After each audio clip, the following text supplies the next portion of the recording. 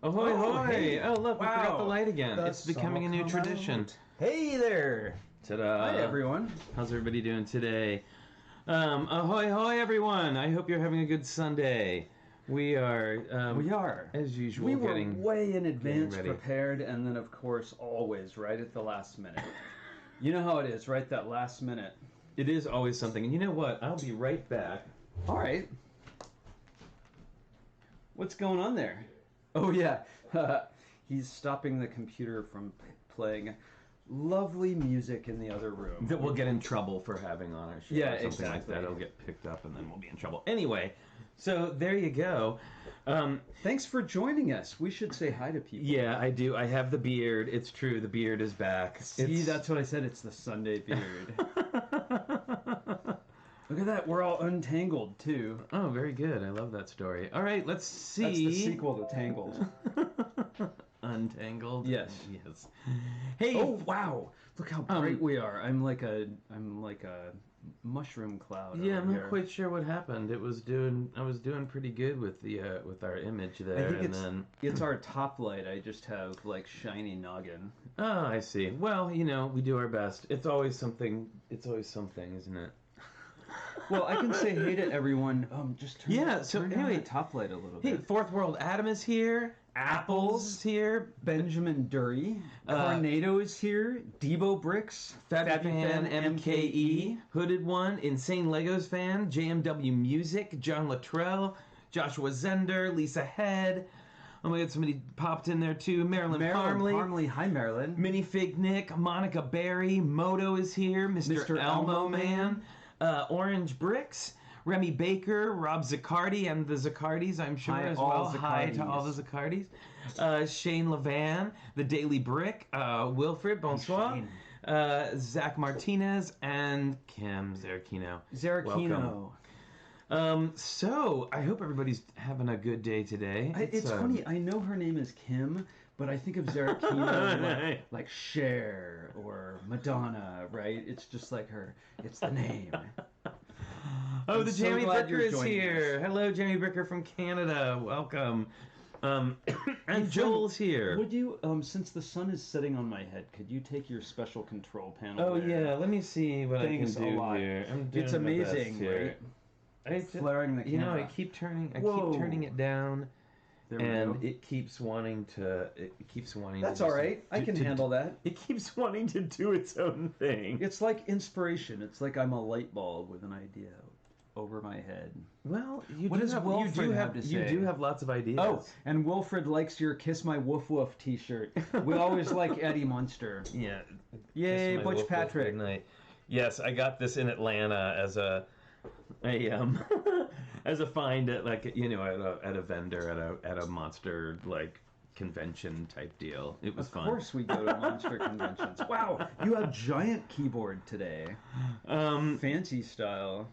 Oh, Joshua Zender is here. Hey, Joshua, welcome back. Oh my goodness, it's so good to see all of you. Very good.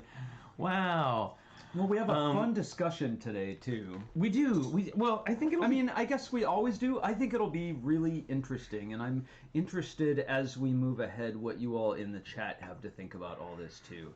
Right. Feel free to please take part and let us know what you think. So, we just got some new Disney pins. We did. We're so excited. We're very excited about that. So, we're going to, I didn't even know this was a thing. Let's see. Are we? How's our autofocus there? Are we going to need Clicky's help? Well, it's always hard to tell, but I think we have new controls. It's amazing. Behind the scenes, there's yet new controls. We have right here. Oh, he's super bright. Yeah. Too. See, it's we trade off one thing for the other. Oh, the auto iris. Well, I'll hold. There you go. If I hold mine, if you hold it sort of at a distance here, okay. I'm wearing Figment. Who is Figment from? Figment is from the Imagination ride that was at Epcot Center, right? Center. It's little true. Flying dragon-y head wings. Yep. And I didn't even know it was a thing, but I have Robot Chip. Robot Chip. I love him. He's made up of parts. He is made of parts. Find a happy medium here between Auto Iris and wow, there's a lot of tech going on behind Sure this is. simple chat. You wouldn't know. And I gotta say, okay, so I always unbutton my shirt a little bit to do the button, right? But look what I'm wearing today. I'm wearing our gift from Will Heron. I love Amy and Jamie. I love that shirt. Right? Amy and Jamie got a hard time of it, but I think they're great. I love them. And today Will Heron's awesome as well. Yes, thank you, Will, for all of your creative Lego t-shirts. So, good printing, too. And Amy and Jamie both talked a lot about what we're going to talk about today. Yes, it's true, actually. So hopefully we can impart some of their wisdom. And vice versa. Maybe we'll learn some stuff. Oh, well, I'm sure we will. And I just want everybody to know that, okay, so I used to work at a salon. I used to be the manager at a salon. And so you get, like, all these, like, free samples of stuff. And I just found in my stuff today flexible gel. So I don't use gel because it's all crunchy and stuff, but this is apparently, like, flexible gel. And I think for the foreseeable future, it's worked better than barrettes. It's worked better than the headbands. It's pretty good. I like that. It actually looks like. So is that not exactly dippity-doo, right? No, but it has like. No, that was crunchy. It has like a leather jacket on the cover. The bottle. I'm sure you all don't remember, but I definitely went through a mousse phase. Yeah. Right. Yeah. Oh yes. Mousse. Big foam. Okay. All right, so here's true confession. So when I was a teenager, I was super into Corey Hart. I wear my sunglasses at night guy. Of course you were. I think maybe I had a little crush on him, like a little kiddie crush. I don't know, but I was I loved his hair. He had this like spiky hair, so I invented my own way to get his hair. So I would put a bunch of mousse in my hair, and then I would blow dry it until it was like sticking straight up in the air. Yeah. And then I would take more mousse, and I would let it I would spread it out until the foam was all over, and then I would brush it over the top, and then it would turn down, and it would make those little spikes. Look at that. And I went to school like that. Male grooming tips. We got grooming tips for those with short hair right here on the built-in chat. You see, I used mousse way back then, but it was just so I could get my hair like Howard Jones to go with my deconstructed pastel trench coat. Right? And I play keyboards. Oh my God, you guys. All right. Oh, Aquamike TV is here. Hey, see you later is also here. Welcome, guys. How's it going? But we're gonna fast forward way into the present here. Yes, now we're gonna the 21st century. A little digression there. And we might even talk about Lego today. I'm not sure. So let's go ahead and bring on our guests. Everyone. Part of the ensemble. I'm gonna get my headphones in here. So, I guess it's time for that. Did you plug them in? Yeah, it's all plugged in. Look who it is. Hi. Hi, you got Holly and everyone Moto here at once. And Minifig Chick. This is awesome. Wow. Hi, Minifig Chick. We're looking at the ceiling a little bit. I know, sorry. There we go. Look, there you are. Hi. And much more glamorous level for your camera to be on as well. Yes, of course. Every drag queen will tell you, do not let anyone take a picture of you from underneath. Good Lord, no. Well, I welcome everyone to our little Sunday brunch. I have to say, what's going on? Sorry, no, go ahead. You go ahead, and then I'll get to this in a second. Well, before anything else, I just have to say congratulations, Moto, on having your wonderful wolf featured by Lego. Yes, featured by Lego. Hey. That's so cool. It was on Lego's Instagram, and it was on Lego's Twitter this morning. I didn't get to tell you yet, Yeah, Michael, they did. but yeah. Instagram, Twitter, and Facebook. Wow. They did they spread across every social account they had, which is You've made the rounds. That is so cool. Have your mentions? Yeah, or no, your followers on Instagram gone crazy? It was. My phone is still kind of recovering. Well, I hope you're taking lots of screenshots. No, I didn't take screenshots, but okay, yeah. Well, and so So while it started at it was at 500 and now it's 858 Nice. within like a day and a half. Yay, Very good. job. Nice. Thanks, Lego. Yeah, it's like just crazy. It's crazy to imagine how many thousands of people have seen this thing now. That's Wow. so great. Well, congratulations. And I gotta say too, congratulations on this, because I spy with my little eye a new backdrop moto. Yeah, I was telling everybody my dryer motor died on Thursday or Friday. Thursday or Friday, my water heater died, and I was repairing it like crazy. So I need a new water heater, and I need a new washer and dryer. So I had to clear out that entire area. Has to be completely taken apart, basically. Wow. Redo all that stuff. So I can't do the show on the floor. And I also built myself a desk and a chair. So then I just moved everything over here and arranged it. So I don't know if this will last, but yeah, it's a new look. Oh no, it looks great. I'm very happy that you have a little space there like that. It's always nice to have a little desk set up and everything where you need it. Coffee cup. Yeah, and nearby. like ergonomics. And also, not to be right. putting the spotlight on you too much, but I am loving that paisley fantasia. Yeah, going your on right shirt is there. amazing as well. You've got I started to order kind of like bright patterned shirts. Like you saw the paint one was one of them. This is another. I might order more. It depends on whether people think it looks cool. I am a fan. I'm a Very fan. Ramsden of you. You know, Yeah. when I was in probably, I bet 7th grade, disco was really big.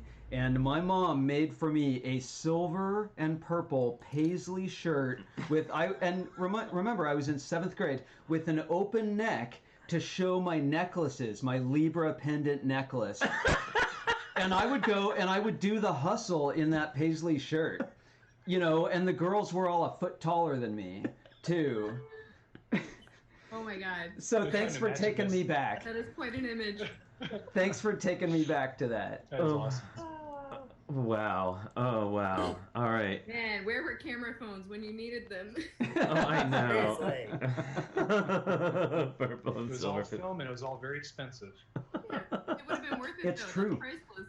You had to pick what, you know, of your whole adventure, what 24 pictures you were going to take. Oh, I know. Yeah. I still shoot film, so don't I know? Yep.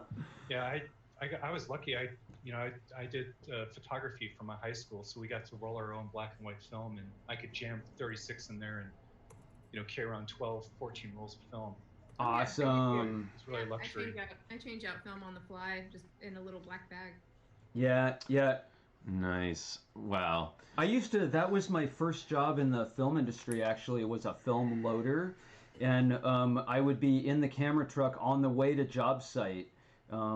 I did this for a film, Dream with the Fishes, and I was in the dark room with my hands in the bag, madly trying to change film. It was crazy.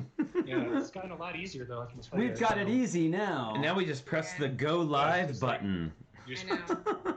Yeah, to be honest, I haven't been shooting film in the last couple of years. As Lego has taken over, I don't really have the capacity to maintain any more like high maintenance hobbies. Yeah. And that's one of them. I think it's awesome though. It's like a camera can hold 1,000 images, so you can just experiment and try different things on the fly. Yeah. Yes. Well, this thing has been going around the web, this things I love about Lego, and I was nominated by this person to Post them share. up. Well, that got me You, going. Richard nominated me. Yep.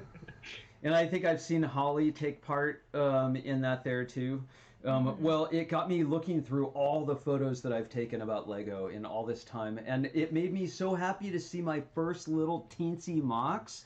Just like a little room, and it was like Snape and who was it with them? Snape and Dumbledore, I think. Dumbledore having tea in a little tiny Swiss house. It was Do you very remember? ridiculous. You must all have photos or memories of your first MOCs. I still have my first mock, but I haven't taken it out of storage because it was complete when I was 13, and it's still intact. Yeah, that's the tricky thing is like if you count the MOCs that I would have made as a kid, then absolutely not. No, I wouldn't remember any of those. But I don't either.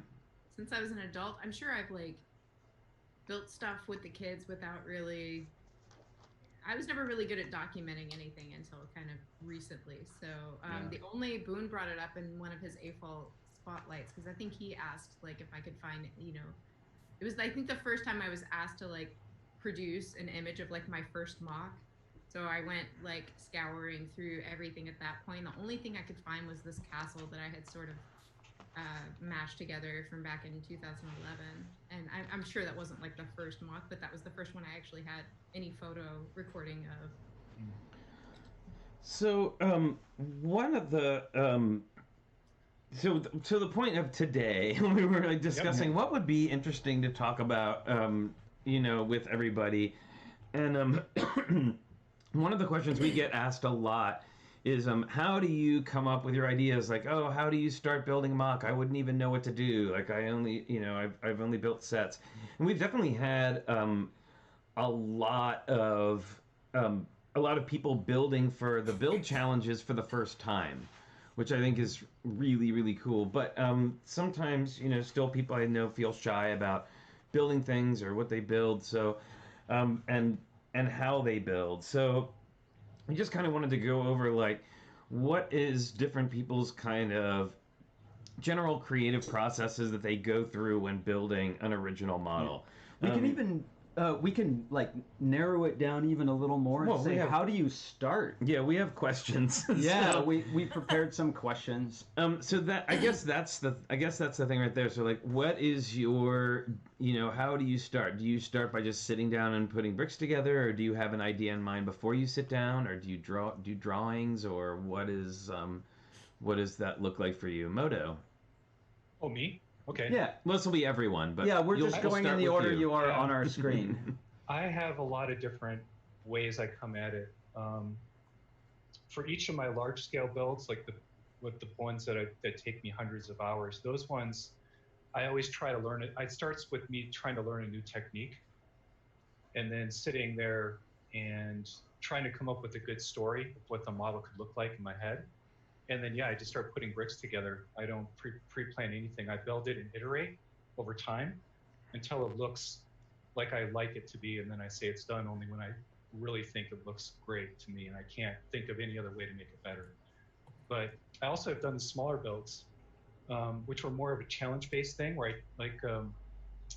the one over here started with the seed part, which is a great idea if you're really trying to get into stuff. Yeah, I have that down as a thing to talk about, so perfect. Yeah, so we can talk about seed parts, but this one started as a seed part. That one was just a challenge to make something in 5 days. The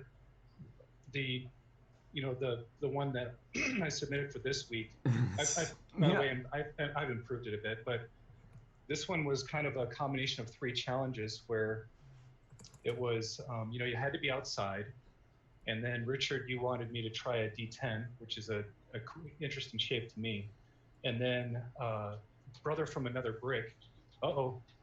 Hold on. Shoot. Can't have kids in the video. Hold on.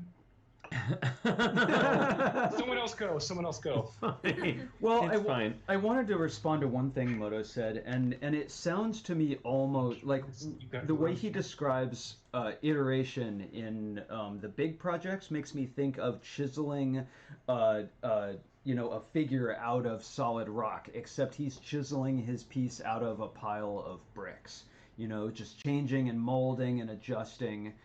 It's that's interesting to me. That's a little scarier to not have a defined plan going forward, because I feel like I noodle around and around unless I'm really targeted. So, but that's for me. That's obviously your iteration plan is working amazingly well. So I think sorry. No, that's okay. I'm back. I can hear you. Yes, awesome. So. Okay, so Holly, how about you? Where's your starting point? Like, where was your starting? Well, obviously you had a starting point for Coraline House, right? Like, it was already a fully realized thing. But when you're doing just like your own outside of that, how do you start? Yeah, I definitely do better referencing something. So if I'm usually inspired by something else. So if it's something that I see that's like can kind of envision it being cool in Lego parts, or there's something interesting about it. It's like, ooh, how would I do that with Lego parts, like an interesting shape or something. So there's that aspect of it. I'm definitely not a build from parts in front of me kind of builder, or I never really have been, at least not to any like, I wouldn't say that I ever try to like really finish anything. I might put some parts together, but it's just decidedly never good, and then I don't go very far with it. So it's kind of interesting that right now the challenge I have in front of me is, you know, Mel and Jermaine and I and you guys too are going to help out with this camp coming up, right? Yeah. And the challenge was that we get this one set. It was the medium creative box classic set that all these kids are going to receive as part of the camp kit. And so Mel was like, yeah, so we're just going to kind of, you know, come up with a few like small MOCs out of this set to kind of show the kids how, you know, the process of like just building from whatever parts you have available. I was like, okay, that's not at all my style, but it's been a really interesting challenge to just kind of like to have the limited parts in front of me and try to come up with, you know, so now the process is completely different because I don't have anything in mind that I'm really trying to build. I'm looking at the parts and trying to see what jumps out at me as I look at these parts. And I find that it's usually like a seed part, like Moto was saying. Like if I find one particular part, like I'm fascinated with there's like a little helicopter piece in here that spins around. And I find that I keep grabbing that one part and trying to do like as many different things with it as I can, because they only put it in the set with like one other piece that attaches to make it spin like a windmill. Like that was the suggested idea, was it was a windmill. So of course, and then also in the set they included like a bunch of wheels and like train windows. So they obviously intend for you to build a train, but then when we had the category vehicles, I was like, I just like refused. I'm like, I'm not going to build anything with wheels, and I'm not going to build a train because, you know, I want to do something different as an example to the kids. So I built a helicopter with the part that's not even like really meant to spin upward, but that also gets to show them like how you can do. So anyway, I guess the point is that I try to build like creatively. Like I look at these parts and try to think of like, okay, what's like the most impossible thing that you could do with this one part? Yeah. Yeah, I love doing that. I love using exotic parts and trying to bend them in different new ways. That's always a fun thing. Yeah, well, or sometimes like certain shapes will jump out, you know, like if I just kind of look at, you know, like 80% of my process is just staring at or a screen until something starts to form. Well, that's something that I read years ago. I did a bunch of reading about drawing. And that's something that I read that really stood with me, is if you're going to try and draw something from nature or from something that you've seen before, spend more time looking at that thing than actually building it. Like really look at it hard so you break down all of the things you think you already know about it. And that's something like I'll go into this more later, but I like to be surrounded by images, inspirational images related to the subject. And I just look at them and I put them somewhere that I can pass by them day after day so that I'm just immersed in that. That's a really good idea. And it's so funny, the different process, because, you know, I remember like, you know, even when Lego Masters like first started casting and it would come up among everybody and everybody would ask, oh, are you going to apply? Are you going to apply?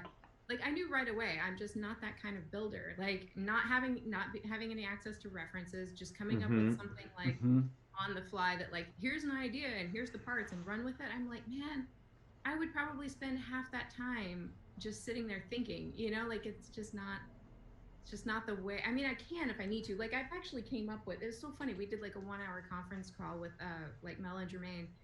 And in the time that we were on the conference call, I came up with like 3 or 4 different builds. Like without really even thinking about it, you know, but it's a more like subconscious process, I think, whereas I find myself designing very intentionally. That's just how I prefer to design, is with the intent and with like a target in mind. Like, okay, I know it needs to look exactly like this, and that's the part of the challenge, you know, that kind of keeps going. Yeah, I was going to say there's kind of two ways of building that I do. One is I make these, it's been a long time on a model, and then some of them are just like palette cleansers in between. So the big models, I wonder if this is true for you guys. Like when you make the big set pieces, I always try to think of the story that goes along with it first, because you are kind of telling this larger narrative to kind of hold people's attention and carry them through. I mean, the object's going to be gorgeous, but you want something else to be there. And then for the smaller stuff, I'm just trying to build something that looks cool. I'm not worried about telling a story or having this lore or a theme or anything deeper than that. But I was wondering if you guys could comment on. Yeah, I'm not as much of a storyteller. Like when I come up with a story, it's usually to make a build more interesting. Like for instance, like I just put this little guy together out of this kit. And I'm like trying to come up with like, okay, to me it's like something pretty abstract and I don't really even know what it is, but like halfway through it I was like, okay, we're gonna make it a circus performer because it kind of looks like a clown on stilts kind of thing. So then I can sort of come up with the story that's like, yeah, I can see it. But I think maybe that's the reason I have to have something that's like tangible as a target, because otherwise I just don't know if it's good, Well, like, what? On my own. So what about you, Cara? What is your, how do you start building a MOC? So I have several different ways that I approach things, but I always need some sort of push, some sort of inspiration. Mm-hmm. One of the ones that I love is just having a challenge of some sort, like the challenges you do, or when our lug has themes for our monthly building contests, or when a convention has an overall theme and I want to build to that story. I also get a lot of inspiration. I love to do small vignettes. I don't do anything big. I like little things. And so I get a lot of inspiration from movies and television and art like that. And so I like to build to that. For instance, here's my Yay. Oh, yes. Inquisition. Nobody expects the Spanish Inquisition. Yeah, it's very unexpected. Exactly. So, unexpected was the theme for our Bricks by the Bay convention last year, and so obviously unexpected. I thought 1 million people would be doing this. Only a couple, but I went. I did a lot of research to make the faces look very realistic to the actors, and I just tried to just put that whole feeling of that little skit into this one 16 by 16 build. So and I do a lot of little movie and TV vignettes like that. And then the other way that I get a lot of inspiration is obviously from the minifigs. Yeah. Shocker, right? So sometimes I'll get a minifig and I'm just like, I have to put him in a little vignette. So like this bathing guy, I made him in this terrifying spider bath. A minifig display, right? But I needed to use him in a little MOC. I had to have him there. And then sometimes it'll be a component of a MOC, like the flamingos. Yes. I've got baby flamingos. I have to do something with these flamingos. Yeah, that seed part.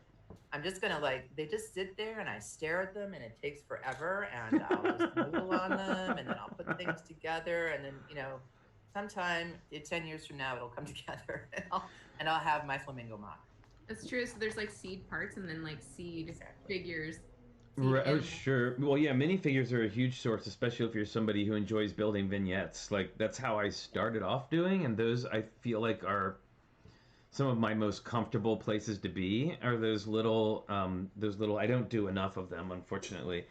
And speaking of that... I wanted to respond to something that Holly said, just real quick. And that's something that I found actually terrifying on Lego Masters, was that not only were we not allowed to use visual references, we needed to design very quickly, like really, we just had to go like now. And then we also could not use IP, no intellectual property, so no reusing of any existing characters. Or even, I remember we even asked about the use of the story Pinocchio. We had to be very careful about that. And it makes me think about bravery. Not that I consider myself a brave person, but that's a metaphor for me. And that's, I think, I was looking up quotes earlier today about creativity, and Matisse said creativity takes courage. And I absolutely agree. Like, you have to eventually sit down and put two bricks together. You have to overcome it and have at least enough confidence that, you know, you can do that much. Yep. Yeah, and so speaking of that, interestingly, comes a topic that I am currently very much in the middle of, and that is builder's block. So, and that's, you know, knowing how to start and where to start. And I will say that that we do, and I guess we didn't really talk about our process real quick, but we do a lot of drawings. Like, drawings is something that we were fans of, and definitely looking up images and stuff that are inspirational for sure. But we do often start with drawings, and I mean just sketches, not like technical drawings or anything along those lines. But anyway, going back to the builder's block, like I have been, I think just because I've been so busy, you know, producing this show and teaching classes and doing, you know, some other things, that I feel like I've really gotten away from just like building MOCs for pleasure.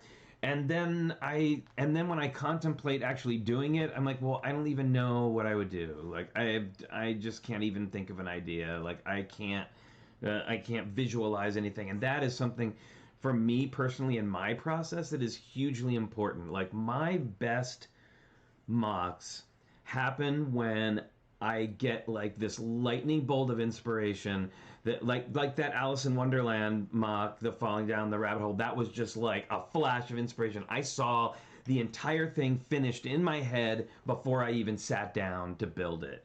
And like Mozart. It's a lot of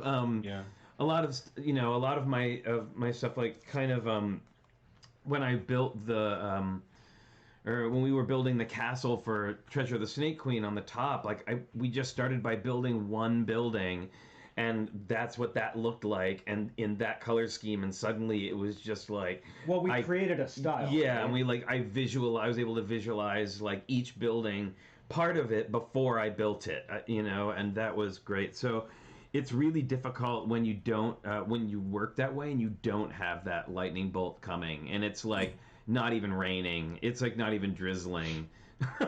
So I hear you there. Yeah, feel it. How do you deal with that kind of? I mean, especially now since we've all been home so much lately, and it seems like we should be able to come up with tons of ideas. And I've been having a very difficult time. So how is it that you all deal with that?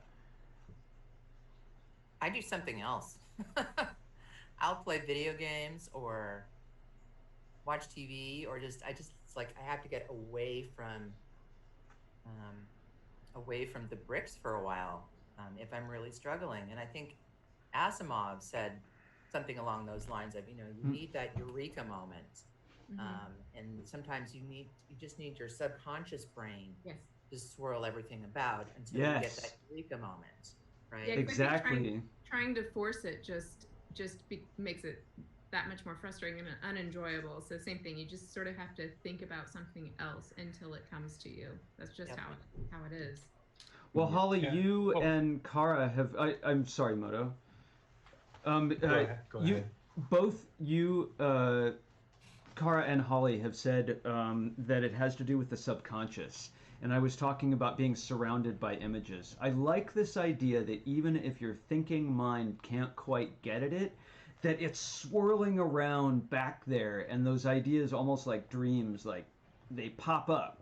Yeah. But it's hard to get out of the way and let them pop up. And sometimes it's just motivation too. Like I have ideas. Like there's things that I had this kind of long list of things that I wanted to build that have been sitting there simmering, but I kind of have to be in the right frame of mind, kind of like Flynn was saying, where you can just get in the flow of it, where you start and then all of a sudden it all starts just kind of happening, you know. And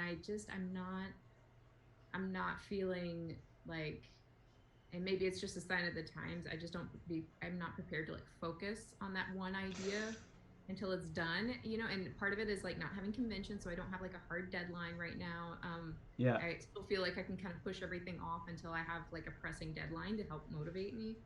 But yeah, there's just not anything I'm like feeling right now, and that's a lot of it. You really have to feel it and be like inspired and interested and motivated, and there's a lot of components there that, especially for doing anything that's like a long-term project, I just am like, yeah, not today.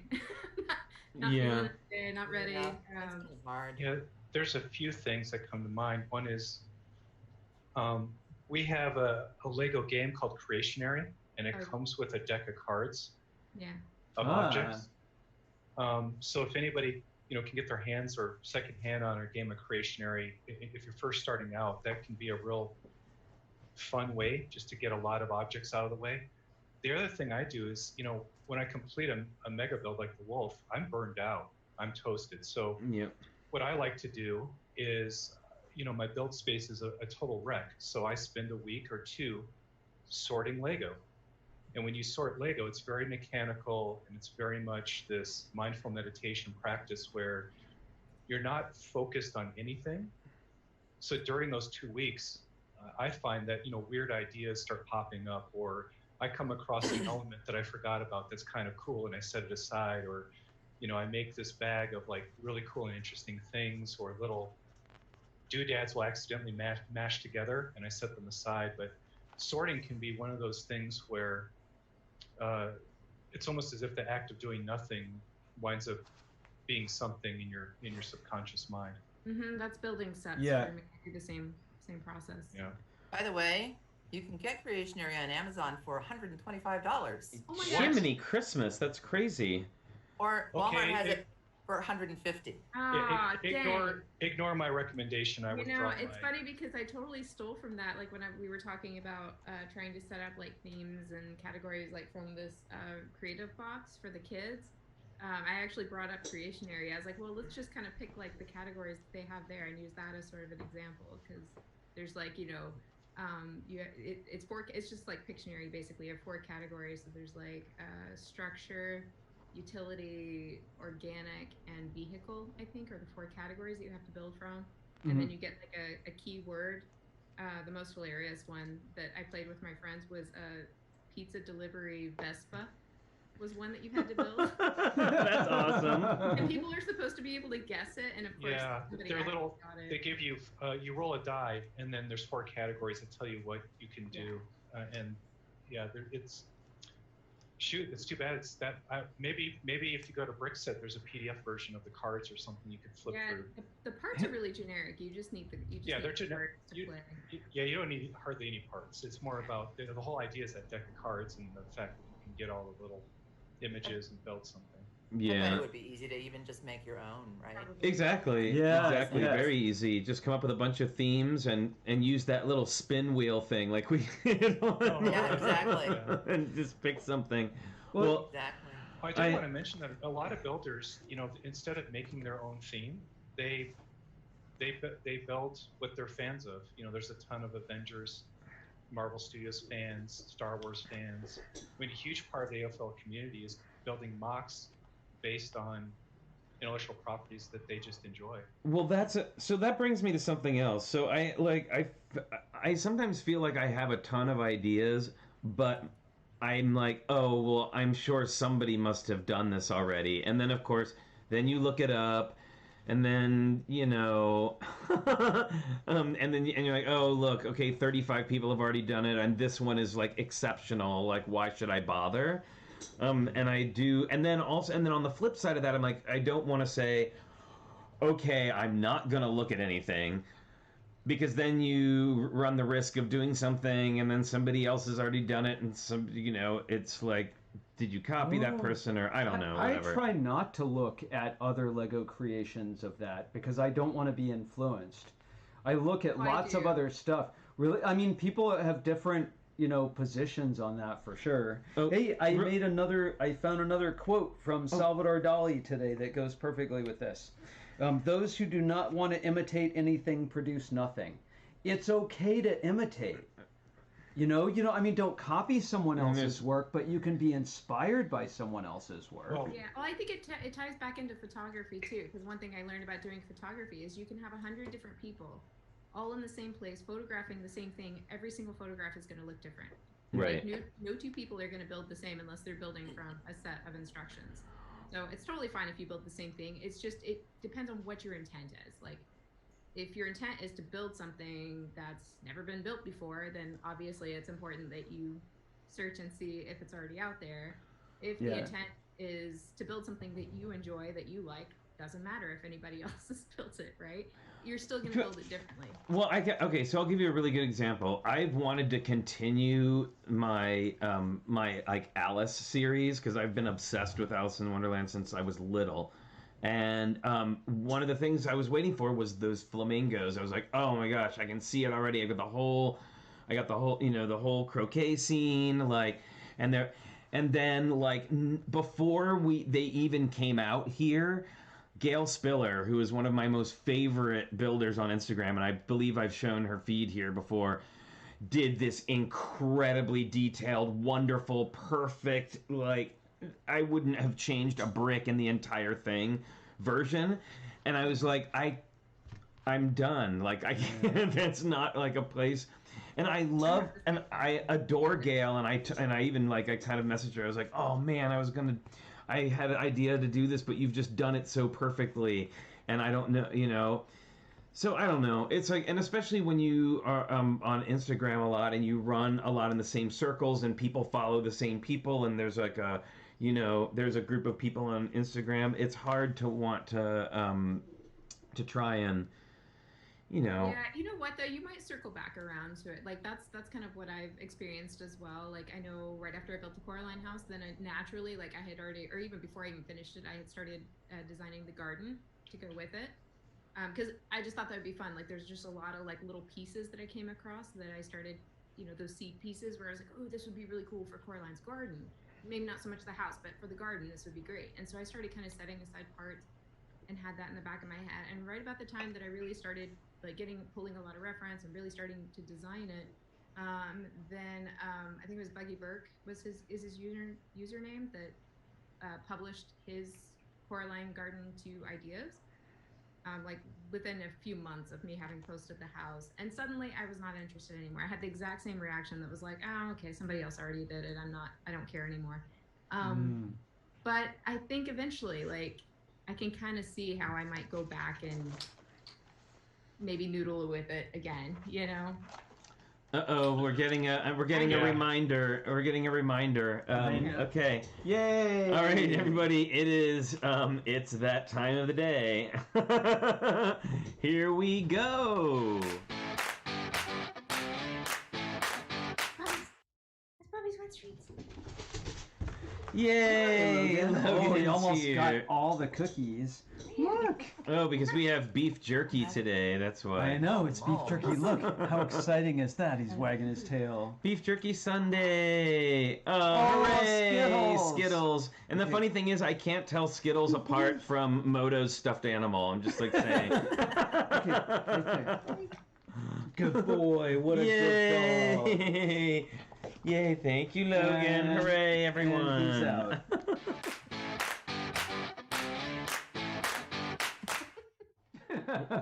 Oh my goodness, that is always so silly. He licked my whole face. I have to say, so Logan Cookie Time is never a thing, and it was wholly Richard's idea. And I didn't, we thought we would do it as a lark, never dreaming that it would become the thing. And it kills me that now it's the thing that guests come on and join in on. I mean, Tiago and Matthew Ashton and Justin and Boone with his puppet and Megan with her bearded dragon and just everybody with their cats. And I just think that's so hilarious. And also, I wanted to give a shout out while we're paused real quick, is to say hi to Blair Archer, who is in the hey, Blair. in the chat, our very own Lyle Wagoner. And I want to also say hi to Fallen Tree 23. Hi, welcome. So we could get back to the subject at hand. Well, something Moto said made me think about the way that I break through writer's block, or especially get past this idea that it's all been done before. Like, I've been very intimidated to make like Star Wars spaceships, or basically any kind of spaceship, because there are so many incredibly crazy good things. But what I'll find often is that I have a technique that I'm really excited about. Like with Snake Queen, this idea of making a mesh of angled plates to make rocks was very exciting, and that drove a lot of our design. And so if I feel like I have a method of storytelling, like the forced perspective for the 2001 piece that I really want to do, then when I pick that topic, I already have my own approach to it. So I feel, and it gives me something that kind of hang all of that problem solving on. Holly said it too. She said, not only do I want to be inspired by this, but I'm inspired to do it the most complicated way possible. I mean, with my theme, just to bring all my space stuff to a convention, it all ties together. It all has the same palette kind of look and feel to it, and works for me. But, Richard, so the big thing about mine is I mashed the idea of if Castle in classic space kept going, you wind up with this elves thing that's in space, so it's like neoclassic space smashed with elves. But that's another thing you guys could do to just push that a little further is, I've never seen anybody do a spooky spaceship. I just haven't. So what would that look like if there was a derelict spaceship that was kind of like a beat up pirate ship or something really spooky? Like what does a flying space castle look like that's all spooked out or something like that? Well, what is a haunted spaceship? You're talking about Event Horizon. It's the Event Horizon, a haunted spaceship. But see, I thought Event Horizon spaceship was important. Yeah, we just watched Alien last night again for the gazillionth time. Yeah, the director's cut, which is a whole weird story in and of itself. But I'm still fascinating to watch. Even now, it's like one of those movies that super holds up, and it has so much atmosphere. Well, I mean, sorry. You go, I was going to say I could pull a book over there, but I still have my. It's an art history book. It's like a big, thick, college level 3-credit course type of book, where you would go through the history of European art, another one's Asian or whatever. But those books, if you flip through them, I just start to see a lot of crazy stuff in there that I never would have expected. I mean, it could be medieval tapestries or, the Asian ones. There's just tons of just crazy mythological creatures. Mm-hmm. Or, you hit that point in medieval Europe where it's a lot of biblical stuff, or 17th century, or, you get into the modern art, and, what's the equivalent of Rothko in Lego? I have no clue. Nah. It's really funny that you say that, because that's something my husband suggests sometimes when I have creative block in some form or another. Is like, he always suggests just go through the library, go through the books, just start looking at. But like when I was trying to build for the wanted to build something for the music competition that they had on ideas, and that's a tough one because the key word is music. That's so broad. That could be anything. That wasn't helping me at all to narrow it down to any one idea. And that was basically, he's like, yeah, start going through the books, because we have a whole, shelf full of nothing but music books.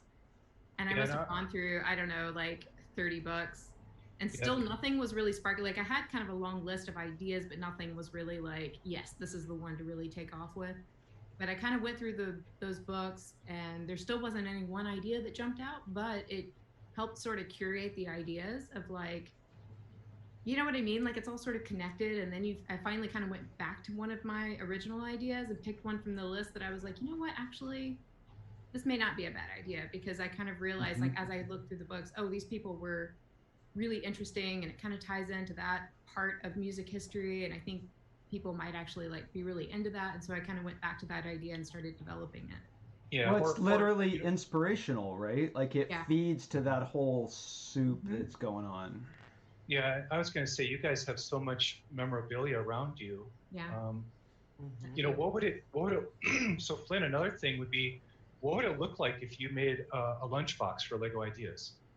You know, a lunchbox that would literally be shaped like a lunchbox. You opened it up and there was, you know, whatever. A thermos. A thermos. Yeah. or maybe it's a diorama. I don't know, but yeah, what would that? I mean, just building a lunchbox. That's the thing, is like, I can almost guarantee somebody's done that. That's the tricky part. Is like, you come up with an idea, you're like, oh, that would be a fun thing to build, and I'd be really into that. But then as soon as you go online, you're gonna find like 20 or 30 of them already in existence. And so as soon as that idea like is tapped out, it's like, yeah, okay. Then you kind of wait for it to go in, and I kind of go through that. Well, now I will say I did see. So I'm a big fan of Fallout, the Fallout video games, and. When we were at Bricks Cascade, Simon Liu did. So there was this like Fallout 4, or maybe it was Fallout 3 lunchbox. It was like an exclusive item that came out when the video game came out, and blah blah blah. But he had like built a whole micro Fallout bunker inside the lunchbox, and it was so awesome. It was like my favorite. One of my favorite things I saw at the convention. So that is the trick right there. It's like, even if I was going to say this earlier when we were talking about like with Coraline's garden and stuff, and somebody else having already done it, and you wanted to do it, but then all the wind is like taken out of the sails. I think if you circle back to it and you start thinking about like another take on it, or another perspective, or an alternative way of doing it, it's like, yes, everybody's building Star Wars spaceships on a daily basis, but how many do you see that are built in Friends colors? Which I know that's Perry's thing, but just saying. Right. Building in alternative colors, building in an alternative style, like just putting your style, your spin, your take on it. That could be another direction to go with it. Yeah, I mean, because I have. Sorry, I was going to add on to the art history book. If you're really into sci-fi or fantasy or whatever theme, if you type in visualization or pre-visualization or pre-production as search terms, there are sites that are dedicated to incredible artists on like DeviantArt and across the spectrum who have done, you know, pre-production type of visualizations on transportation and. Wow. That's cool. Yeah, there are sites dedicated to highlighting artists who do sci-fi previs or mecha previs or whatever, but they look like, if you've ever bought like a Star Wars or Star Trek behind the movie production stuff where they have all those amazing ILM artists. Like storyboards. Storyboards, yeah. So it's just epic storyboard after storyboard after storyboard of fantasy or sci-fi, or you can type in robots, or people just have these dedicated tumblers to this stuff. And I can tell you, just rolling through about 20 pages, I'm like, half of them, like, I don't know how I could even build that, but it looks cool. That's and true. Then I guess if you were to pick up, because I'm going through like in my mind like Sid Mead's art. Yeah, Sid Mead, another great person, right? Yeah, and I was just thinking like, yeah, you're right. Like those would be really like challenging designs to try and build from. But yeah, there's just so much great art and illustrators out there these days that I wouldn't clone or duplicate their design, but I would definitely say in Lego, you kind of have to have a starting point to sketch out, and just trying it might lead to a different shape, but it gets you started. You know, You know what I think the answer is? I think the answer for a creative block is talking to other artists. Yeah, I think that's right. Collecting ideas. Yeah. Helps a lot. I think I'm thinking about personal style, and I think that all three of you, all five of us, have a different personal style.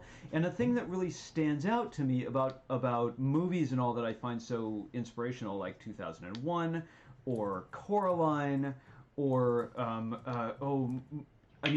Moto, you mentioned one a moment ago, or Lord of the Rings, is that they're so design driven, right? Like these artists had a very specific viewpoint, and then that's why that stood out.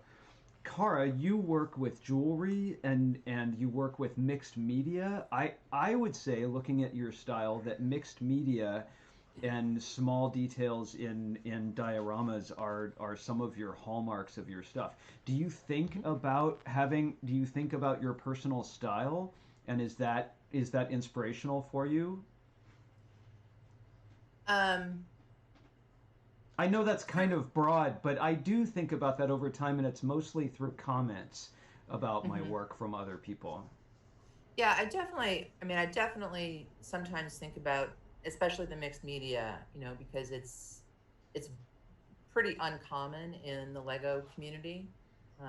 There's so many Lego purists, and obviously I have been known to alter Lego pieces for my own various needs. The dark side. Exactly. And so, especially when I think about building for a convention or something, I want to push that envelope of what a Lego MOC is or can be, because coming from a long background of various arts and crafts and various mediums, and which are all, there's no art out there that is not mixed media in some fashion or other, right? If broadly, a very broad term. It all came from somewhere. Well, yeah, I was gonna say, if you want to go really broad with it, every time you take a photo of a Lego model with a paper backdrop and post it on the internet, you've done a mixed media piece, because it's not entirely Lego, right? It's Lego and paper. Or if you have movement or sound or light, or just however you Moto. Just blew my mind, man. I was thinking about the nature shot, and I was just like, whoa, what? That Keanu Reeves, what? Yeah, we forced everyone to make a mixed media piece. It's like, basically. Yeah. So it's in terms of. So I like to put that out there, especially when I'm doing conventions or public pieces, because I think it helps people to see the medium in a more artistic fashion, that you still can even actually be a total Lego purist, total in system, but thinking about your piece as more of a creative thing, as art, and I like to promote that idea, and I like to think that by doing mixed media, it just maybe will expand somebody's mind, like we just expanded Moto's mind, right? well, I don't blew me up. Yeah. I don't know if this is. You guys are giving me so many ideas. I was like, has anybody made the Presidio or whatever that thing on the island is? Or, I was thinking Dune. Frank Herbert's Dune is a great book. Yeah. So many different people have interpreted all the vehicles in so many weird ways. There is no one Dune style. Right. Well, it's interesting. So one of the things, I may have mentioned this on the show before, but an amazing I also love working with other people, right? Like, I love the inspiration that comes from working with other people when we work together, or if we're working on things with other people. But I saw it was a group of artists got together, they took the Harry Potter books, and each one of them took a different book, and then they did a small mock vignette for each chapter of the book that they were assigned. Wow. And each chapter or each book?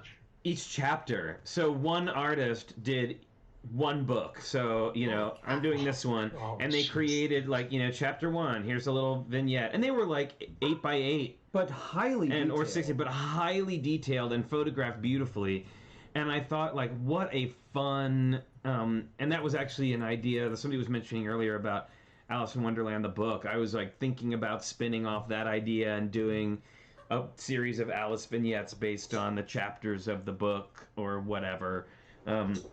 But you could also very well and very interestingly choose a book, and each artist could make one chapter of that book, like a vignette for that chapter, and just sort of mush them all together. Maybe everybody agrees to use the same minifigure to represent the main character, and then from there, everybody's you open it up to interpretation or whatever. And I think that's a big thing for me, is collaboration in building. I know a lot of y'all build more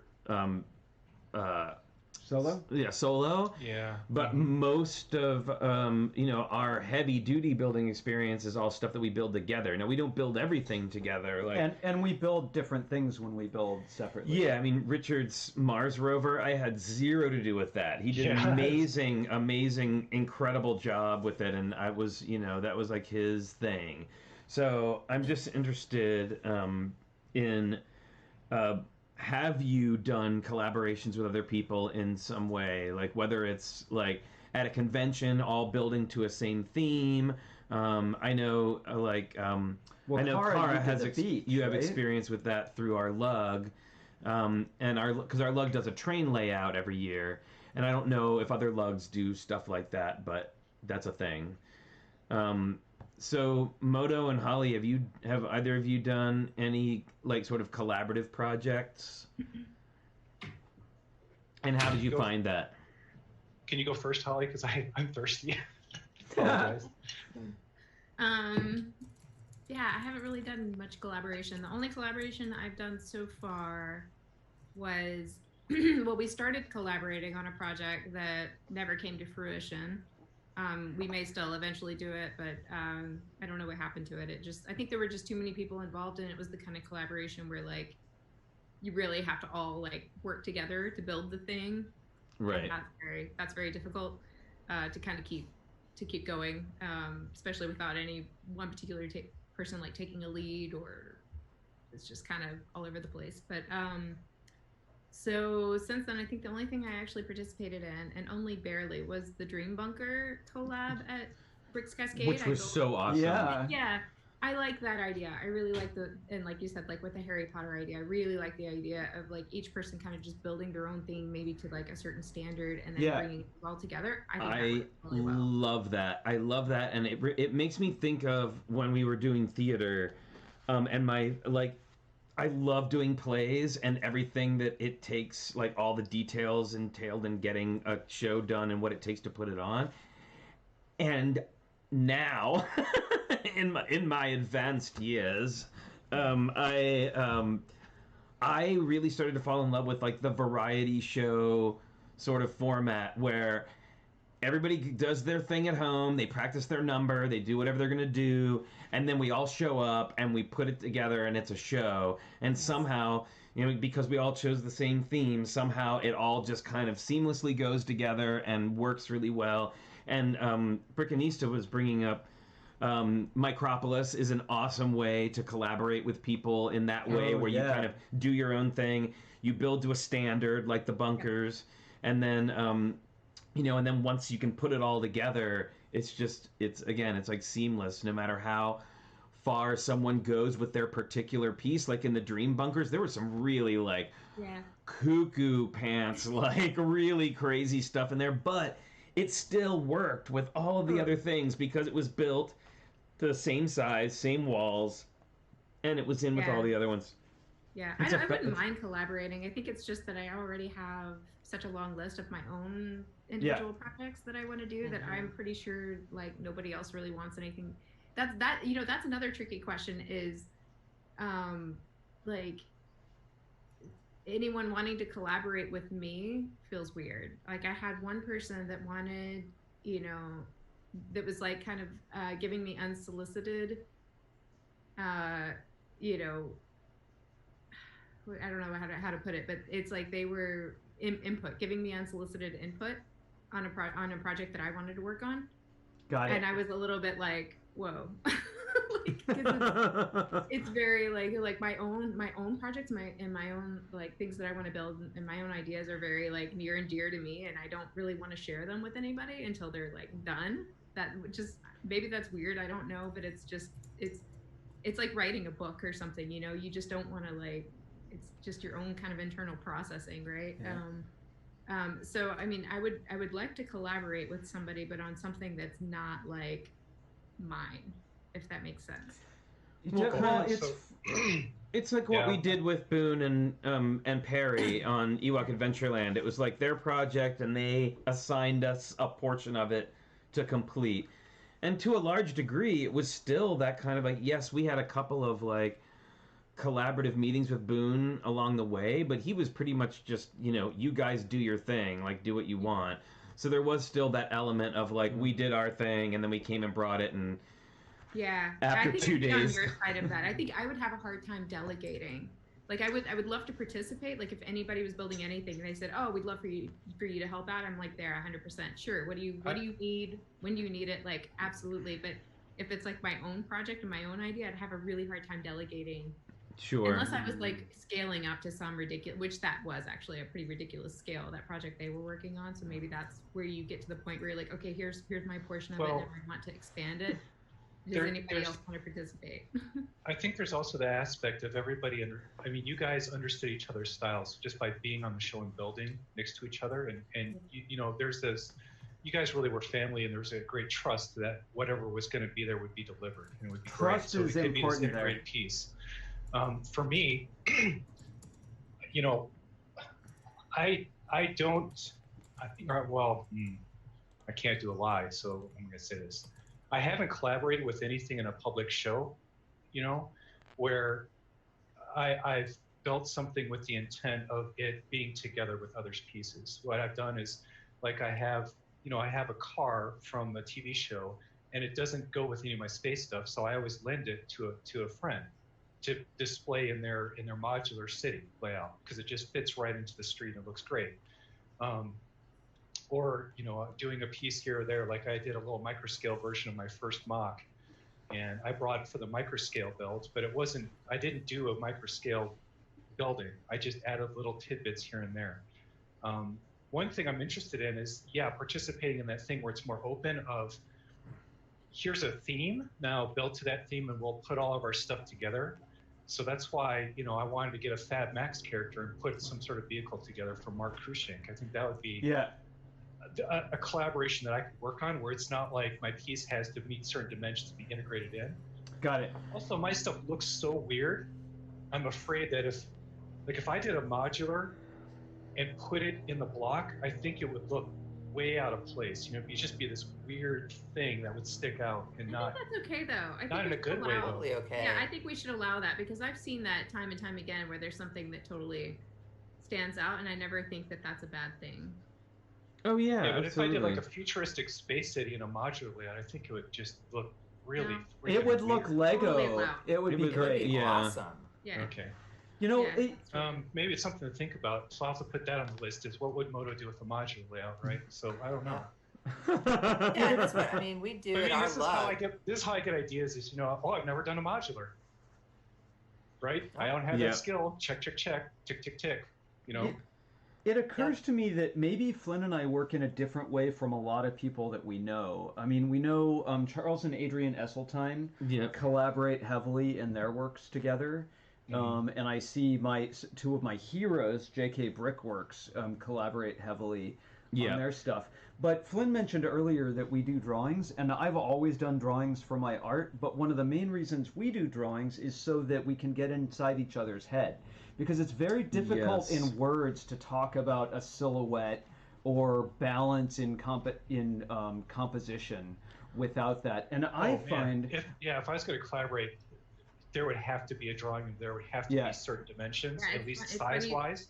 Yeah, otherwise it's going to go off the rails real quick. That one project that I started collaborating with, that was basically the only part that I had contributed to, is that I started doing drawings and doing discussing color and started putting picture boards and stuff together, because it was exactly that. It was my first time trying to experience what a collaboration was like. And everybody was off on a different tangent, and they were all oh, we should do this, and there was no cohesion as far as scale or color or anything. And I was like, whoa, this is not how I operate. So, it's scary, right? Yeah, I think that's why I just didn't go anywhere. But I at least got that far where I just started doing drawings and started trying to pull that information into visuals, because I was like, man, this is just the only way I can do this. This is my world. You have to have set standards when you're working with someone. You have to have that framework to know that you're both working in that same box. I've watched people collaborate where they just throw shit together and somehow it works. And I guess you just have to be on the same wavelength or really just not care or something.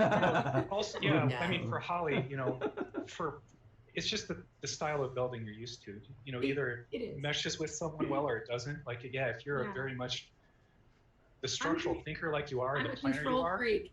Yeah, I get it. I know. Or there is a trust factor too. Like I couldn't sit with my son and mash something together easily just because, I like helping him or he likes helping me, but it's very much one person that has to be driving. It's tough to have a partnership or difference there that's just too far apart. Exactly. It's a constant challenge for us, and I don't know how much Flynn sees this, but when we're early in a project, I will, I'll have a ton of ideas, but at a certain point I hold my tongue and I'll make my own notes and I'll make my own ideas because I don't want to camp on his direction immediately, and it's hard for me to keep my peace, and I think we're very gentle and generous with one another that way, but there's that incubation period where you have to, there has to be no no's, I think. Well, okay, so we but just you kind of have to be very accepting, and you have to have implicit trust going in that they're just going to do their best, and you're going to try your best, and you gotta also bend your theme a lot. You can't be so hard-headed, and there's a lot of improv going into that, I think. Right. Well, and yes, and going back to that notion of drawings and why they're important is. The one I always remember is when we were building our first big MOC, California Dreamin', and we knew we wanted to have a saloon, and we both knew we wanted it to look like, it's a saloon, right? Which is, yes, we both iconic. knew what we thought that looked like. But I was like, it has stairs on the side that lead up to a balcony, and then there's a door up there. And he's like, so you mean like this? I was like, no, like this. And then I ended up having to draw it just to kind of say, this is what I mean by stairs up the side. Because, stairs up the side leading to a balcony could be anything. Or but the funny thing is I know exactly what you're, I can totally picture exactly what you're saying when you say that. But I wonder if we're thinking the same thing, right? Right, exactly. So, it's just being able to express your ideas to somebody else is helpful. It's porch, not a balcony, right? Well, there's a balcony above the porch. And then it's got the swinging doors that you get thrown out of. Right, exactly. Yeah, well, also when you get shot by the bad guy, you have to fall over and exactly. Yes. Right. Yeah, to crash into all the rain barrels down below. Yeah. Or fall into the horse trough. Yeah, there you go. The water trough. Yeah. I need to feel safe in order to create. I need to feel that I'm not worried about this thing over here. I need to know that I don't have a mess of things that aren't related to my project right in front of me. And finding that safety on Lego Masters meant turning to Flynn, actually. We had to really trust one another, because we were flying by wire there, especially when we didn't know yet where the bricks were. But I think that notion of a safe place to create is something that I see come up again and again, and that means something different for. I mean, do you find that? Yeah, I was just thinking. I don't know why I just thought of this, but I was thinking of if you told someone to build a barn. There are hundreds of different barns. Is it the giant barn that we think of Clark Kent being raised up in Kansas, or is it the Mika in Japan, or is it the round Amish one, or there's just so many. If you told someone I want to build a barn, it would be a million different things. That goes back to the point that I was making when I was saying you either have to communicate very well or you have to not care.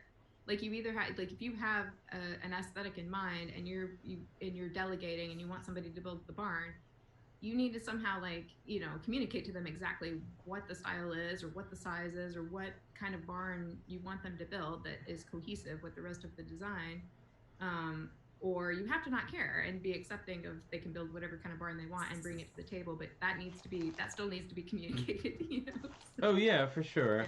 But an important thing that I find in that, at least in communicating with Flynn, is that I have to solidify my own idea. I have to have an idea of what I think the barn looks like in the first place. And even if we're not collaborating, you know, I mean, obviously we're seeing people work from the inside out, from the outside in. But for me, having a clear idea of what the thing even looks like, you know, sure helps. Well, I think too, there's you're talking about being brave, being fearless about putting your stuff out there, right? Like if you want to, I don't know, if you want to put some stuff out there, I guess this is where I feel a little, where some of my builder's block comes from, is I feel like having been on Lego Masters, and that like people who follow us on Instagram are looking for a certain level of whatever they think that's going to be, that expectation, and that really, I have a hard time feeling like I'll be able to meet that expectation, and so I end up just not doing anything. And I think that is definitely part of where my my reticence has been lately, because if I do build something, I'm like, oh, of course, well, I want to photograph it and like put it out there, but I'm like, no, I don't. You know what's so funny about that, Flynn, is there's like, if you think about it, like no matter what level you are or what you've done, I feel like everybody has that same fear and that same apprehension of like the expectation. Because if you're new to it and you've never really built anything, there's the fear of putting something out there because of people essentially judging it and it not being good enough. Even if you have all of the experience, it's the same fear of like, oh, well, now there's this expectation. So maybe the power is with mediocrity. I wanted to give a good example of that. So you guys, you know, it was a real challenge within 2 days to put together the D10, right? Yeah. And to get it to the point where I could photograph it and submit it for the contest. So in that regard, I put out something that wasn't finished in my mind. And over the last couple of days, you know, I've come back to it and got it to the point where I really like the numbers. So if you looked at the numbers originally, they were not perfect, or they weren't exactly where I wanted them to be. And the seams weren't lining up. Like I had to go back and tear it down and hit it a couple more times before I got the seams to be like where I thought they were locked in perfectly. So yeah, if you zoomed into any image that I submitted, you'd see that things were they were close. They were, you know, close enough for, you know, video, but they weren't like 24 megapixel zoom in and see that it's like locked in and dialed in completely perfectly. So I think what you're saying is that it's okay to show the process and to show mistakes. That's what I do. Yes, I like with the wolf. If you go on Flickr, you can see. Yeah. Yeah. Mm-hmm. And that's kind of what we're talking about here. That's sort of what this episode was about too. Certain things. Talking about our process, and so I don't think it is about the final result and the expectation. I mean, I know exactly what you're saying, Flynn, because I'm in the same situation. Like nobody should have any idea who I am as a builder, you know. And I basically put one mock out there on ideas, and now I have a little bit of a following on Instagram, and I think about that sometimes too. Like, gosh, are these people actually expecting me to like build something now? Because yeah, maybe I don't. Maybe I don't have another great idea for 6 months, or maybe I don't have the time or the energy to build anything for 6 months. Am I disappointing people? Not really. They don't really care. That's the reality of it. Is, you know, I think it's nice to provide the content. Like I think people appreciate it when it's there. Mm-hmm. But you know, we are always going to be the harshest judgers of ourselves, you know, like nobody else really cares that we're not creating content. I mean, I do understand the pressure of like if that is kind of your like purpose is to provide content, but you guys are doing that in other forms. So I don't think in fact I think it's actually more valuable that you're providing you know, that we're talking about process, that you go on your show and you show them how you're building MOCs. And you hear Holly? Yeah. Oh, you guys can't hear me? No, I can hear you, Holly. I can hear you. I hear you. It's just minifig. As long as Flynn hears me, that's all that matters. Because my pet talk for him. No, I mean, yeah, you guys are. you guys are providing so much educational value, and you have, so many submissions, and people are interested now in building again. That's just. Yeah, like Kara said, do something else then. If you're not inspired to build something and you don't feel like everything you're putting on Instagram looks like it's at your 100%, then focus on something else and do something else for a bit. And you can put something else on Instagram that's, that's representative of something else you guys are doing. Well, I can't tell you the amount of hate I got yesterday when I told people I don't have instructions and I'm not going to make them. It was the direct message I got from one person was just so nasty. I was like, wow. Weird. That's crazy. Well, that's something that's interesting, because that is something that you get asked often. It's like, or are you going to make instructions, or give me instructions, or like, really, first of all, why would you even approach somebody in that way? But would you say that to a painter? I think people underestimate how long it takes to make instructions, and also how difficult it is to retroactively go back and take something that you've already built and turn it into instructions. Because I just did it with my... most people are very polite, but with something like this, with the compound angles, I was just telling them, like, you need artificial intelligence to figure this thing out in studio. Like, it's... Yeah. And besides, I understand the technique, the technical aspect of fitting the pieces together that's required. I'm like, you don't want to go into this kind of thing. Like, it's just an art piece. Most people, like, one person was just gave me a nasty crown. It's like, okay, you're not part of the play well community, and that's just the way it is. Yeah, exactly. That's exactly right. Well, to your point a moment ago about iteration, I'm reminded of two things. I have a last quote that I'll do, because I actually did research today, and this was against Salvador Dali, and he said, "Have no fear of perfection. You will never reach it." Right? He just made and made and made and made and made. And I'm reminded of Amy, DD, of Crystal and Amy, who is an engineer and says that it's a process of iteration, and she looks forward to breaking things down and making them better. And I just think it's so generous of builders who do share that process. Yeah. I was scared, actually. I gotta say, I was scared to post the pictures of my little Mars rover, because there's 10-year-olds who do Lego, first Lego League, and know how to make robots that do all of these things that I, haven't, as a 53-year-old, figured out how to do yet. But I wanted to make a cute little rover that does things, and so I just made it, right? And I'm going to make it better and better, and I decided it's okay if it's not the smartest robot ever or the sleekest vehicle ever. I just decided to put it out there, and people were really encouraging. Yeah, what I like to do is, there's nothing wrong with always putting WIP in the title.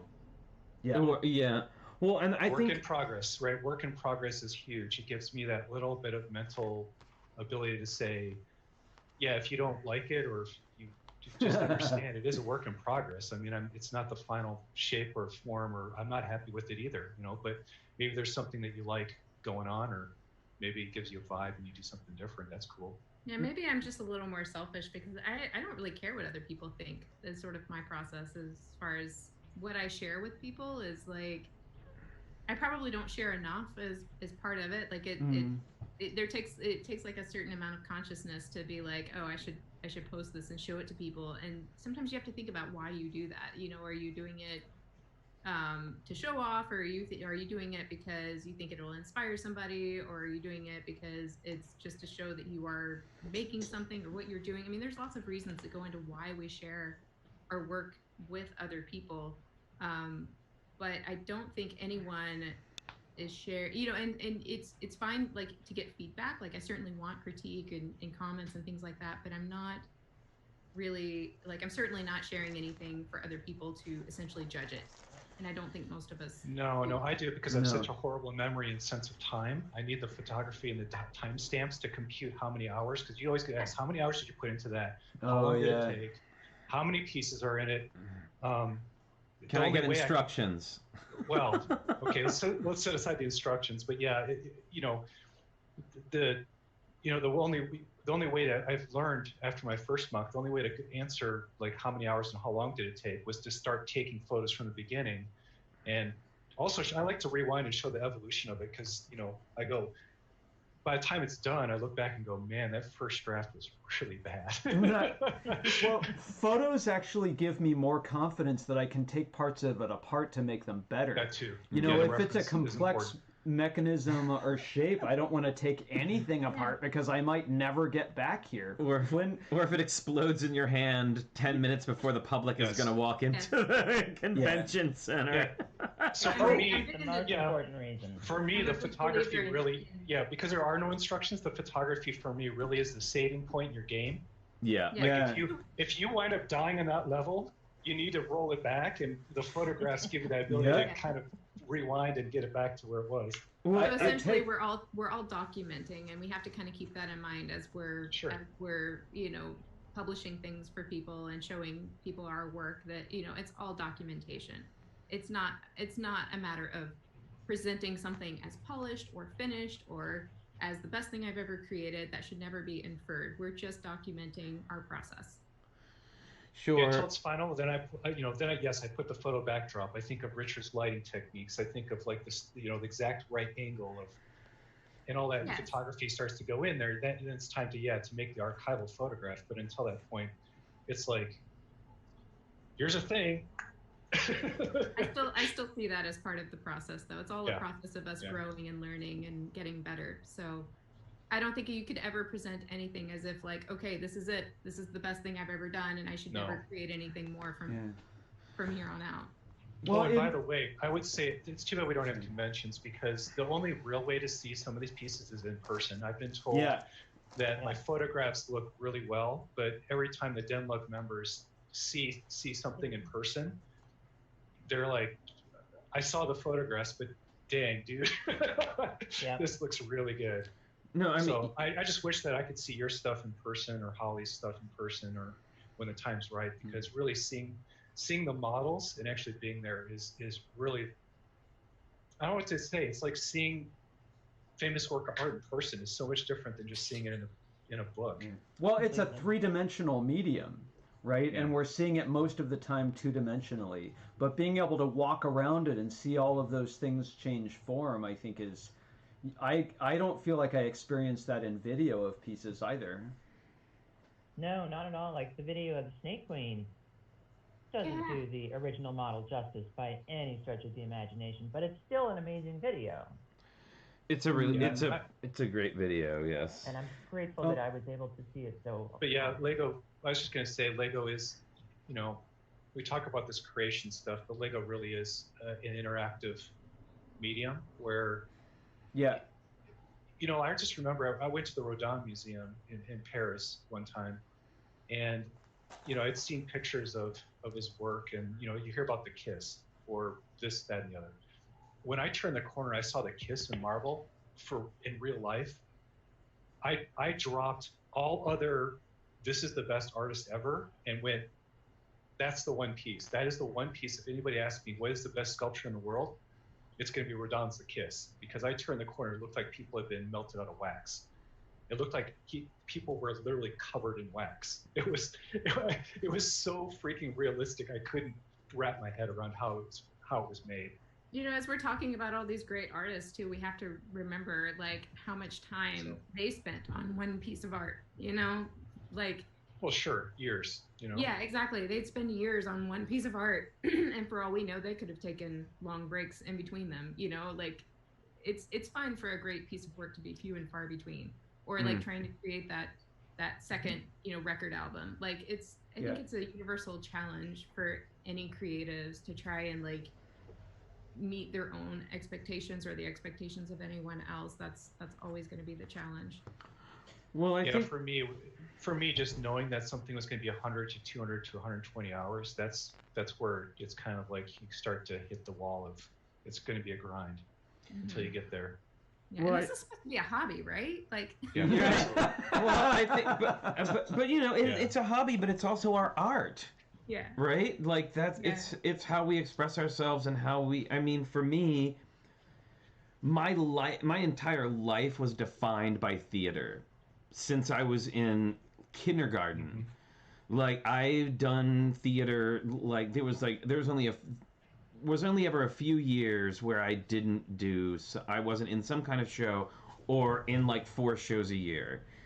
And then that all kind of ended right around the same time as I picked up the Lego hobby, like after for a variety of reasons. For 50 some years, like now all of a sudden that art form that I defined myself by no longer exists in my life. Well, I mean, I guess it does in that we do this show, but you know, it's not quite the same thing. And or is it? And I've really just kind of tried to turn that focus to building, and it's how I express myself. And I think that's why it's extra frustrating to not feel like I can produce, because you know, it's like, oh, this is the thing, this is my art, this is my expression of my stuff. If you don't think this show is theatrical, you're lying to yourself. Oh no, okay. I mean, it's definitely all the production you put into it. So I'd say there is a large theatrical experience. It's just you can't see the audience interact with them. I'm sorry that we're coming up on time, but there's something deeply personal I did want to ask you guys, because I've been struggling with it now for about a week and a half. Sure. And it has to do with how you describe yourself or how you label yourself to the Lego community or to others. Because I've been really struggling with, you know, I've always said, oh, I'm a Lego builder. Some folks at work, you know, said you're a master builder, and I had to tell them, you can't say that publicly. You can't publish anything like that. That's a job title. You know, I understand the Lego movie and everybody's a master builder and that stuff. You know, when we talk, you just let it go kind of things at conventions. But I've just been struggling, like, at what point could I say I'm a Lego artist? Because I think artist is like this high level type of thing that I aspire to get to at some point, but I don't know when it would be appropriate to say I'm a Lego artist, or because I can't say I'm a master builder. I was just wondering, how do you guys describe yourselves? Well, I'd like to respond. Yeah, with labels. I mean, how do you label yourself appropriately? I'm still developing how I think of myself, and you know, the thing about validity of this that I do versus what, you know, like the validity of what I do for our pieces versus what Flynn does for our pieces is something I struggle with, you know, but I feel like we both are equal partners in all of that. But something that I've tried, and maybe this is a little bit self-serving, but we've made the show that we wanted to make. We've made the show that we wanted to see, and we've made it with all of you, and it's sort of been iterated in the directions that it has with all of you.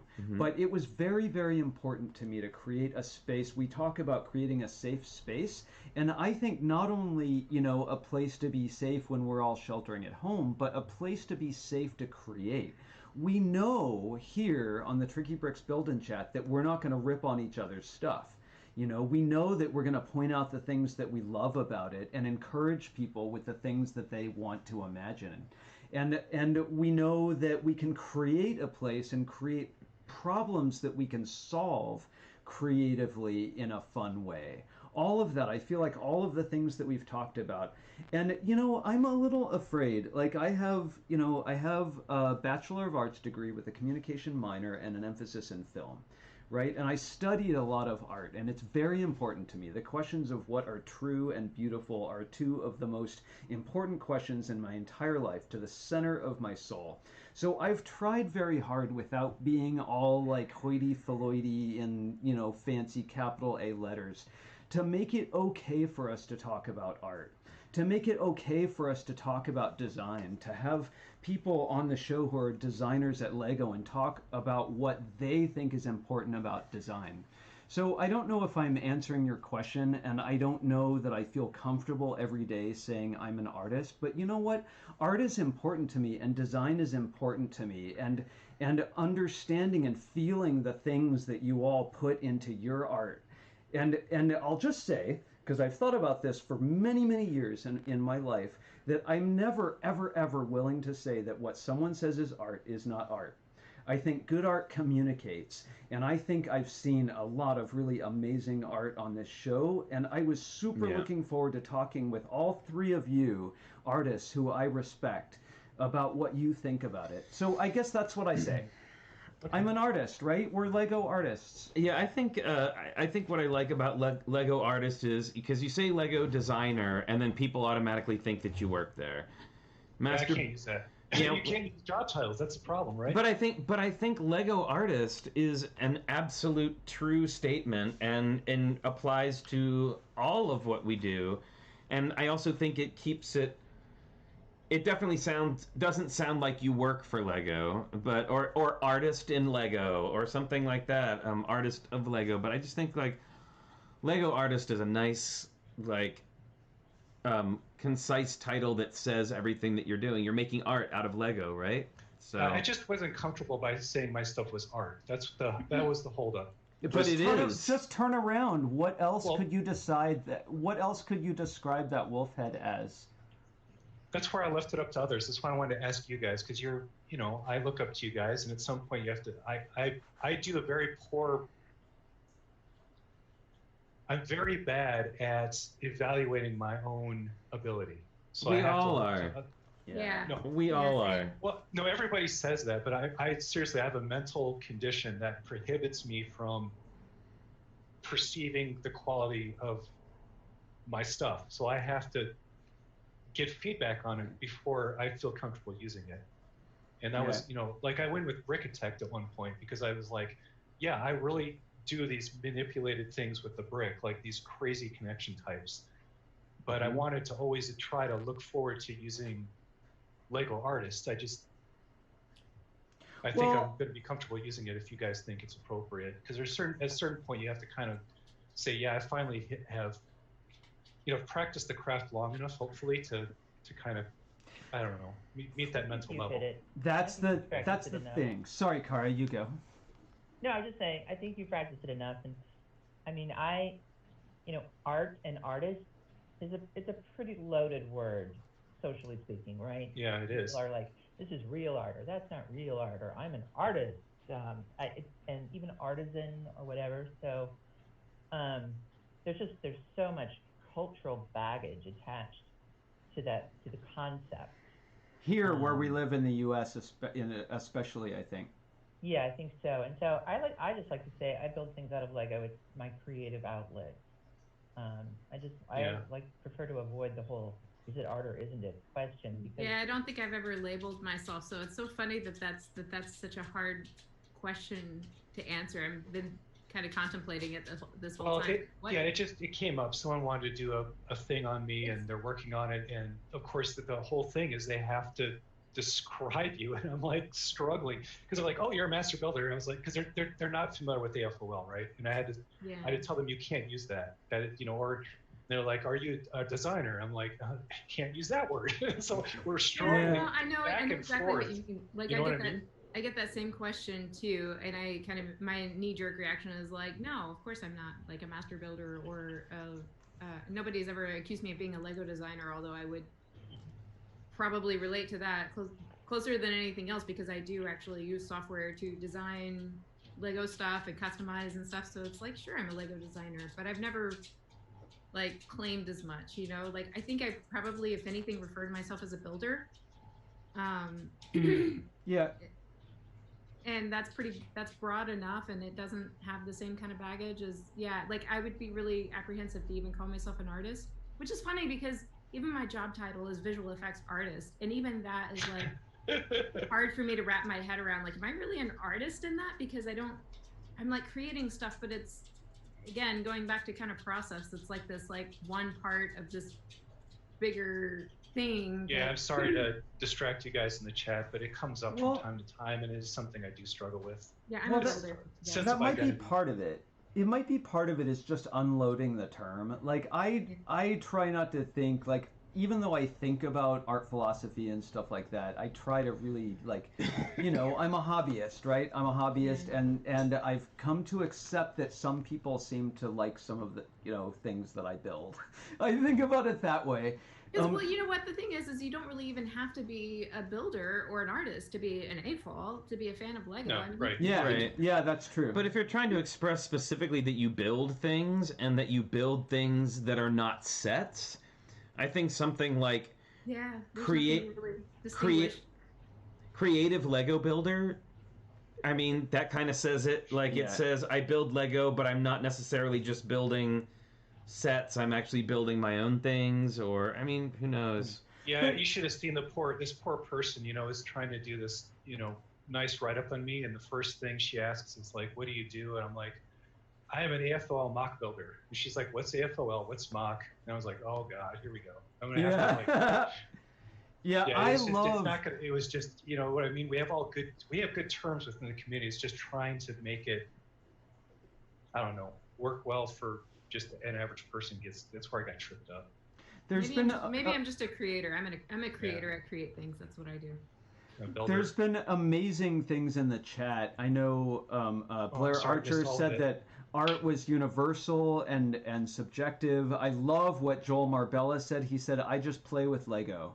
I love that, that I had a teacher, a professor in college in theater, and I was very, what's it called? I was intimidated by artists, people who had an art major who drew, because who was I to draw? Where as a kid I drew all the time, and I got this whole thing. And she said, you know what? Pick up crayons.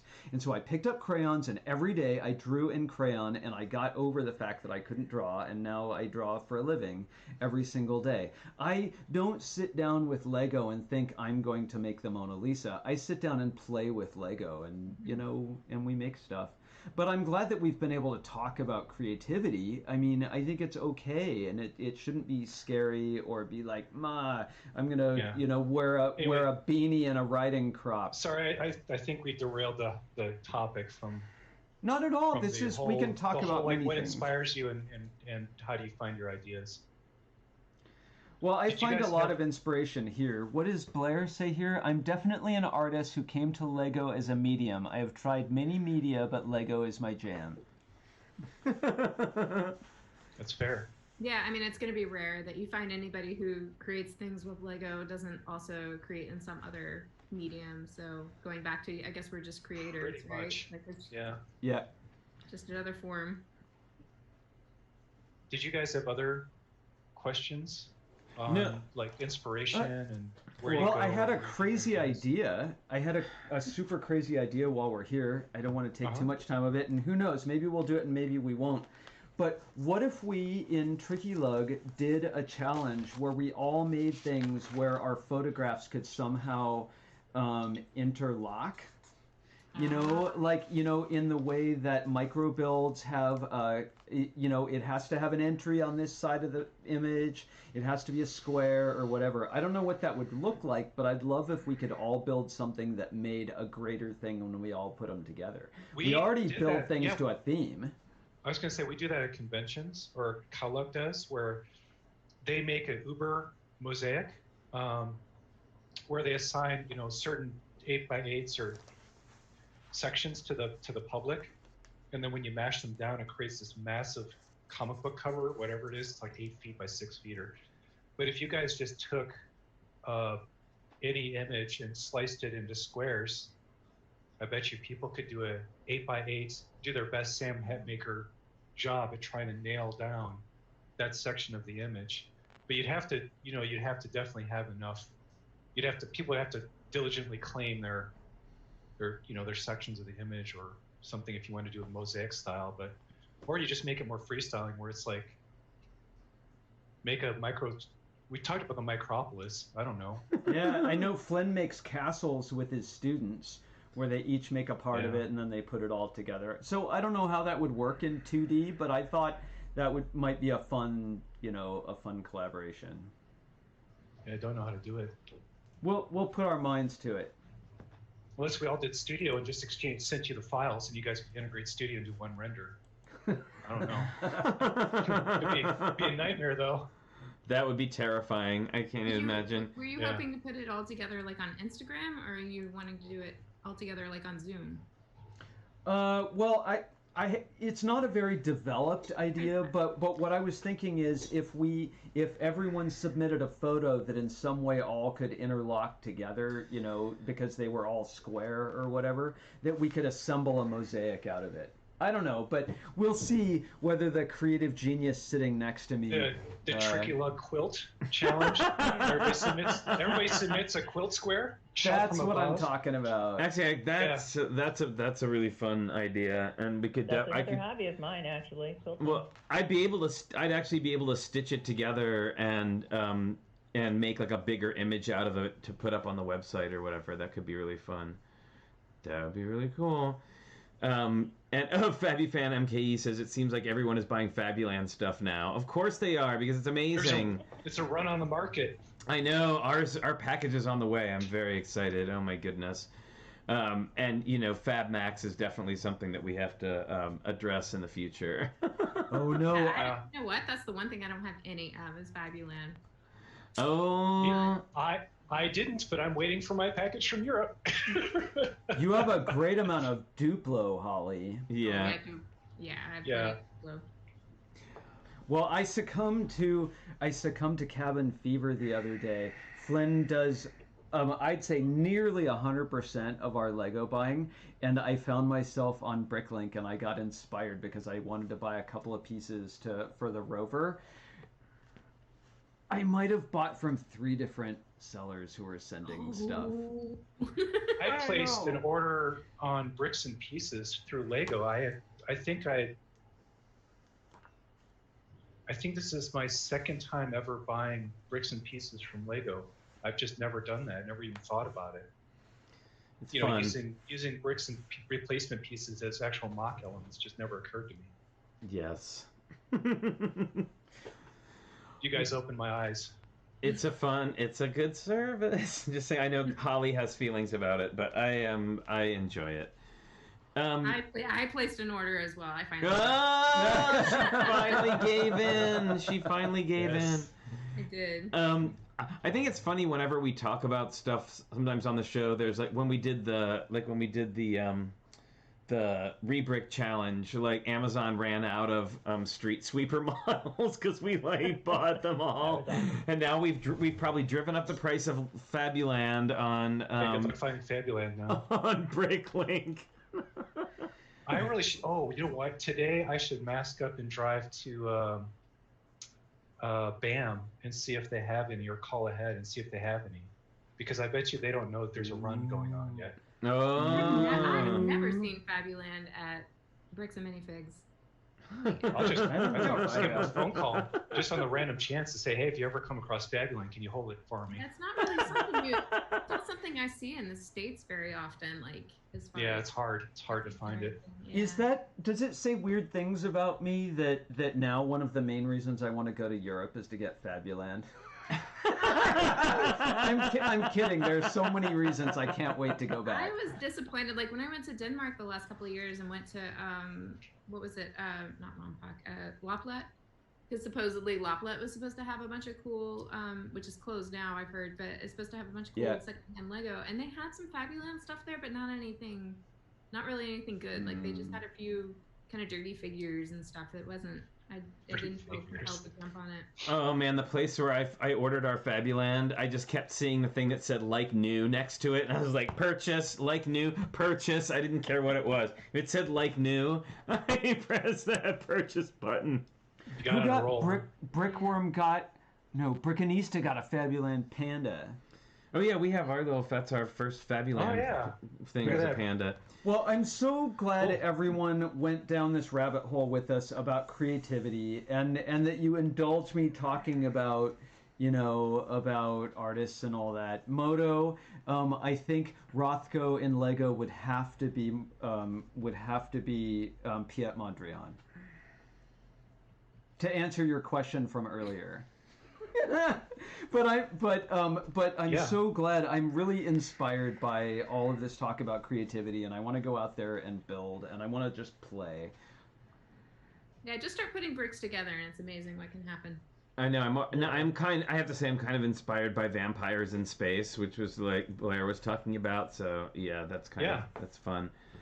But by the way, I wanted to say your hair with the new product. You look very vampire-ish from the side profile if you turn your head again.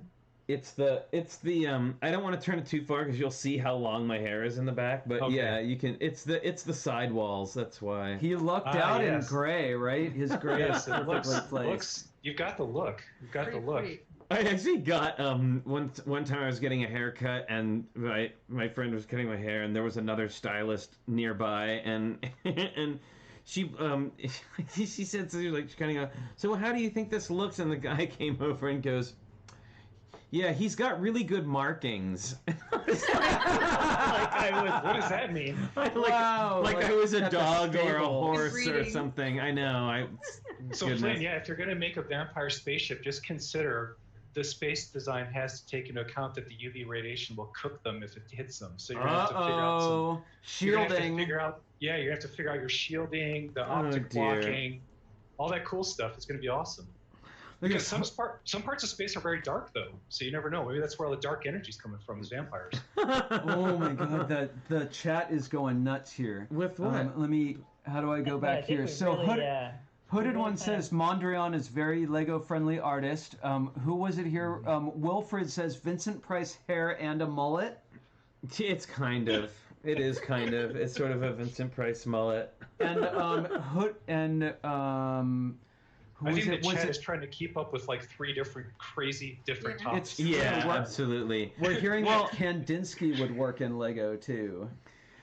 Well, I want to thank everybody so much for joining us today and talking about all this creativity, and I hope that that people, everybody watching, has been able to get to pull their own inspiration from this, and hopefully have heard some familiar things up on the screen. I mean, I know, like, for me, it's when I have these like builder's blocks and stuff, it's always helpful for me to hear from other people that they also have the same issues, right? Like it's helpful to know that you're not the only one who goes through all of these weird parts. So, and I get really inspired by Disney Imagineers and by talking with. I love hearing about your creative process, how you 3 found your way into your models.